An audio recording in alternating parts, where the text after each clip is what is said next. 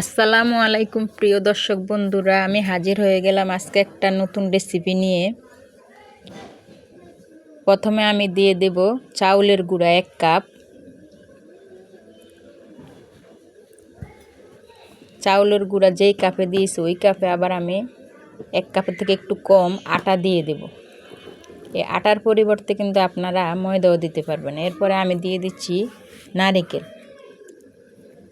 এরপরে আমি দিয়ে দেব 1 চিমটি লবণ। এরপরে আমি দিয়ে দেব খেজুরের গুড়। আপনারা এটা চাইলে চিনি দিয়েও ব্যবহার করতে পারেন, কিন্তু গুড় দিলে অনেক গ্রান হয়, পিঠাটা অনেক মজা হয়। এবার ভালো করে মাখিয়ে নেবেন। এরপরে একটু একটু করে পানি দিয়ে মাখবেন। একসাথে বেশি পানি দিলে বুঝতে পারবেন না। আস্তে আস্তে একটু পানি দিয়ে ডোটাকে দেখেন, ডোটা কীরকম হয়েছে। এবার আমি আধা ঘন্টার মতো ডোটাকে রেস্টে রেখে দেব। এই চাউলের গুঁড়াটা কিন্তু আমি হাতে বানিয়েছি, আপনারাও চাইলে বানাইতে পারেন বাসায়। এরপর আমি তেল গরম করে দেখেন পিঠা দিয়ে দিছি। পিঠাটা দেখেন কী রকমভাবে ফুলছে। আপনারা এরকম একটা ঢাকনার ভিতর পিঠাটা দিতে পারেন। ঢাকনার ভিতরে দিলে হলো কি পিঠাগুলো সব এক সাইজের হবে। আমি একটা ঢাকনায় আপনাদের একটা পিঠা বানিয়ে দেখিয়েছি।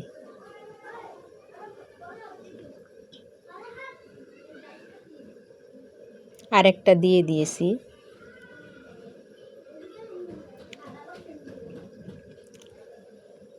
চুলার আওয়াজটা প্রথমে কিন্তু হাই হিটে রাখবেন, এরপর আস্তে দিয়ে দেবেন। তাইলে কিন্তু বেশি হাই হিটে দিলে পিঠাটা ফুরে যাবে। এবার আমি আর ঢাকনাতে পিঠা দেব না, এইভাবে এমনি ভেজে নেব। দেখেন পিঠাগুলো কি ফুলা ফুলছে। ডোটা আপনারা রেস্টে রাখলে পিঠাগুলো অনেক ফুলে। আর আপনারা যারা যারা আমার নতুন বন্ধু আছেন তারা আমার পাশে থাকবেন, আমার চ্যানেলটা সাবস্ক্রাইব করে দিবেন, লাইক কমেন্ট করবেন। একে একে আমি পিঠাগুলি সব ভেজে নিতেছি।